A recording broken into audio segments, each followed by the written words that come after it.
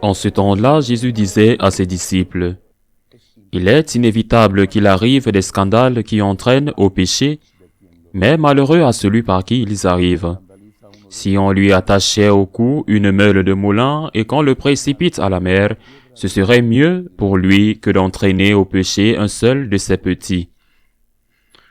Tenez-vous sur vos gardes, si ton frère a commis une faute contre toi, fais-lui de vifs reproches, et, s'il se repent, pardonne-lui. Même si 7 fois par jour il commet une faute contre toi, et que 7 fois de suite il revienne à toi en disant « Je me répands », tu lui pardonneras. Les apôtres dirent au Seigneur « Augmente en nous la foi ». Le Seigneur répondit « La foi, si vous en aviez, gros comme une graine de moutarde, vous diriez au grand arbre que voici, déracine-toi et va te planter dans la mer, et il vous obéira. » Acclamons la parole de Dieu. Le premier thème de l'évangile d'aujourd'hui est celui des scandales. Et le Seigneur reconnaît qu'il est impossible de ne pas en avoir à cause de la nature pécheresse de l'homme, blessé par le péché originel. Il est impossible qu'il n'y ait pas de scandale, mais le Seigneur dit, nous devons nous efforcer de ne pas en avoir. Et surtout, il dit que le plus grave est le péché et le scandale contre les petits. Celui qui scandalise un de ses petits, il vaudrait mieux pour lui qu'on lui mette au cou une meule de moulin et qu'on le jette à la mer. Il faut penser, c'est inévitable, à l'abus des mineurs. C'est quelque chose d'épouvantable. Et c'est quelque chose dont l'Église a souffert et souffre, et pour lequel elle doit demander le pardon, et elle le demande. Les scandales, les abus sur mineurs sont une tragédie dont la victime est d'abord le mineur, puis l'ensemble de l'Église. Mais nous devons nous souvenir des paroles du pape Benoît XVI, aujourd'hui émérite, dans une lettre qu'il a adressée à tous les évêques, au président des conférences épiscopales qui étaient réunis à Rome pour discuter de la question des abus sur mineurs. Dans cette lettre, le pape, qui était alors émérite, a déclaré aux évêques qu'il n'y avait pas seulement des abus physiques, disons des abus psychologiques sur des mineurs, pas seulement des abus sexuels, mais aussi des abus d'autorité, des abus de pouvoir, et qu'il y avait aussi des abus doctrinaux. Parce qu'il s'agit d'un abus sur un mineur, et non seulement, a dit le pape Benoît, sur un enfant, mais aussi sur un adulte qui n'est pas suffisamment éduqué. C'est un abus pour cet homme ou cet enfant de se voir enseigner une doctrine contraire à l'enseignement de l'Église, comme si c'était l'enseignement de l'Église. C'est un abus, a déclaré le pape Benoît. Et il a demandé aux évêques d'être vigilants. Le mot évêque signifie justement vigilant, celui qui veille à la pleine transmission de la foi. Il leur a demandé d'être vigilants non seulement à l'égard des abus sur les enfants, qui sont les pires, mais aussi à l'égard des abus sur les enfants et les adultes, mais sous l'angle de l'enseignement d'une doctrine erronée. L'accent est mis sur les abus sexuels sur mineurs, ce qui est extrêmement grave. Je n'ai pas l'intention de le comparer aux autres, mais nous ne devons pas oublier ces autres abus continus.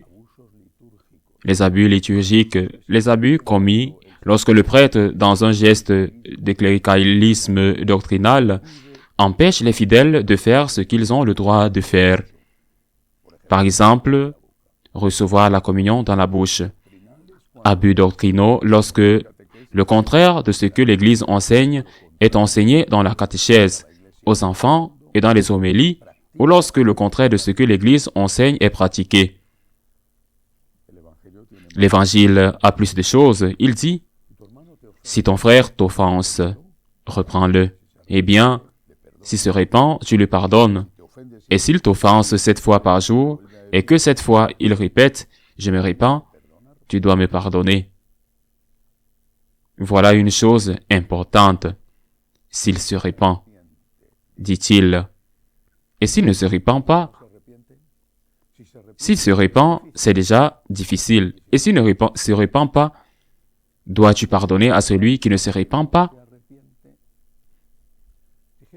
Considérons ce que Dieu fait de nous.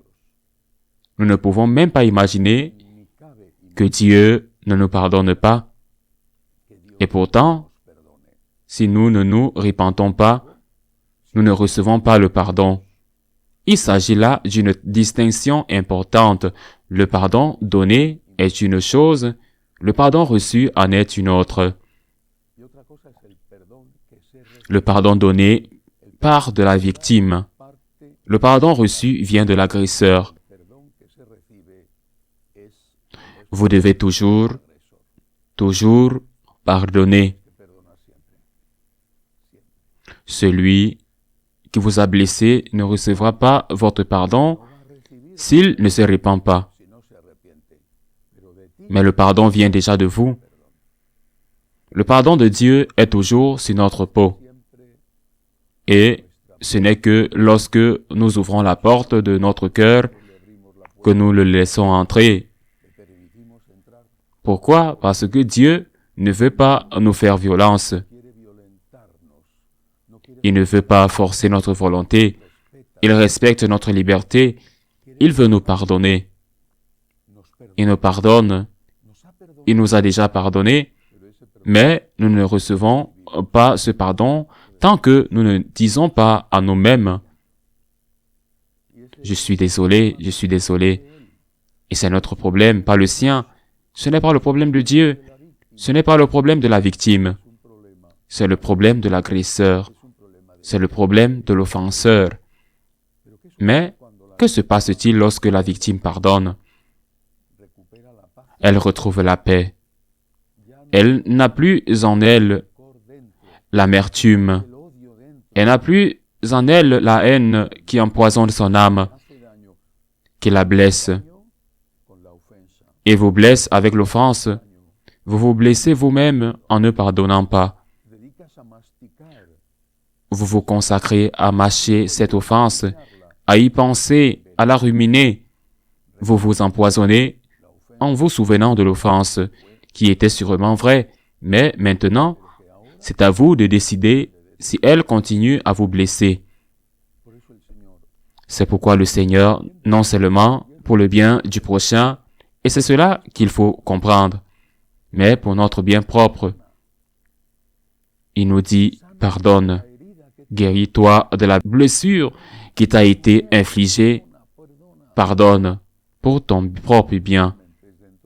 Pardonne, pardonne, ne nourris pas de ressentiment en toi, pardonne. L'autre recevra ou ne recevra pas ton pardon, et il ne le recevra pas s'il ne se répand pas. C'est son affaire. Mais vous êtes déjà libéré du mal qu'il vous a fait. Ne le laisse pas t'empoisonner le sang, en mâchant et retournant sans cesse l'offense qui t'a été faite. Pardonne. Et même si c'est possible, oublie. Si c'est possible, mais c'est même l'effort d'oublier.